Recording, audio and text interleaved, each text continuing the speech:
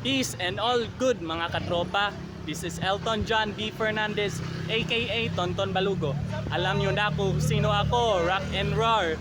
So last July 9, 2014, so yun talagang araw ng pagka Grand Slam champion ng Sunmig Coffee or Pure Foods na mas kilala ngayon ng Magnolia Chicken Templados Hot Shots. So last July 9, 2026 or Thursday ko pa to sana mag-vlog dahil sa panahon ngayon mga katropa na paparating na naman yung bagyo, tapos ang lakas pa ng ulan, and then ayun mas higit pa ang tinig ng ulan kaysa boses ko. So ngayon lang ako nagba-vlog about sa pagkapanalo ng Sunmig or Pure Foods na mas kilala ngayong Magnolia.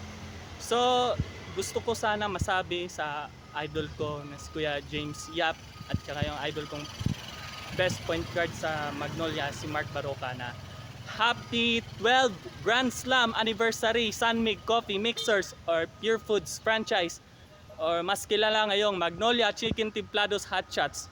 Grabe mga katropa, no? Lahat tayo nakasaksi sa laro nila. Akala ko matatalo na yung Sunmig or Magnolia sa rain or shine, kasi pangalawang attempts na nila nakalaban yung rain or shine, which means sa Governor's Cup, and total of 3 attempts na nakalaban nila yung rain or shine mga katropa. Dahil first attempt nila mga katropa is nanalo yung rain or shine, yung reinforcement na Governor's Cup, which means si Marcus Blakely pa yun. And then ayun, naagang na fall out si Blakely, then yun, iyak ako nang natalo ang Bimig or Magnolia. Bimig Llamados pa kasi yung team sa Magnolia.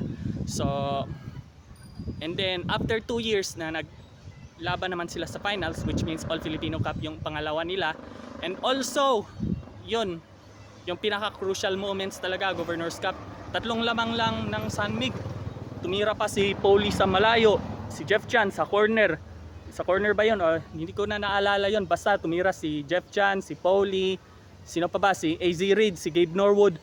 Nag-hustle na sila. And then, bola naman ng Sunmig. Tapos, na-foul si James Yap or si Kuya James. Di pa rin na-shoot yung dalawang free throw, tapos naka-rebound si Belga, humingi ng timeout, tapos effort talaga yung rain or shine. So yun, tumira naman si Paulie na walang bantay sa corner. So hindi ko alam kung corner yun, pero basta walang nagbantay sa kanya, pero hindi pa rin pumasok. Tapos rebound naman ni Mark Baroka, tapos natapik ni AZ Reed.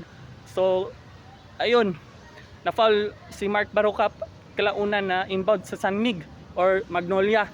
So hindi naman na-shoot yung dalawang free throw, and then unfortunately, hindi pa rin pumasok yung tira ni AZ Reed sa pull-up jump shot 3 points niya. So, kahit nag-alley pa sila, hindi pa rin pumasok. Pero, ayun, tatalon yung mga fans ng Sunmig or Magnolia. And din, ayun, bonus pa kasi si Kuya James or si James Yap naka-finals MVP pa mga katropa, no? So, yun talaga ang most memorable ko. Kung natalo yung Sunmig or naputol yung consecutive na mag-Grand Slam sila, hindi ko alam kung magwawala ba ako o ano.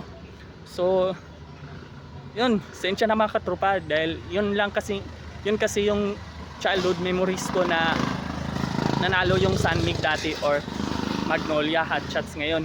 So yun lang mga katropa. Anong PBA fans moments mo na hindi malilimutan ng Sunmig Coffee? I-comment down below lang yan mga katropa. So yun lang mga katropa, and pasensya na hindi ako nag-ahit, and hindi ako nakasuot ng salamin.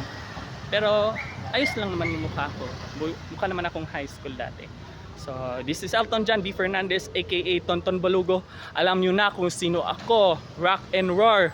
Happy Grand Slam Day Sunmig Coffee or Pure Foods na mas kilala, Magnolia Chicken Templados Hot Shots. Sana mag-champion kayo this conference.